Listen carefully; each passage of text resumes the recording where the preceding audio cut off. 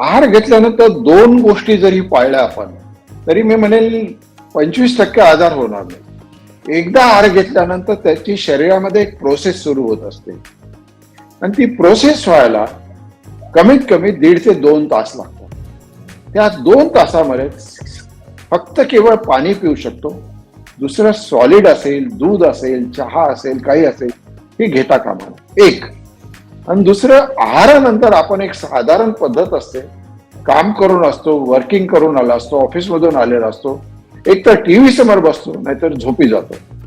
पण तेच जेवणानंतर आपण एक 5 मिनिटं जरी घरातल्या घरात चाललो आपण तरी जो स्पाइक जो आहे ग्लुकोजचा, शुगरचा स्पाइक होत नाही, इन्सुलिन रेजिस्टन्स होत नाही, त्यामुळे शुगर सारखे किंवा वेट वाढण्याची प्रक्रिया होत नाही, ओबेसिटी येत नाही. त्यामुळे जेवणानंतर 5 ते 10 मिनिटं लाईट वॉक करणे आणि 1.5 ते 2 तास काही न खाणे, पाणी पिणे एवढंच जरी केलं तरी खूप फायदा होतो. त्यापासून अनेक आजार आपण प्रिव्हेंट करू शकतो, रोखू शकतो.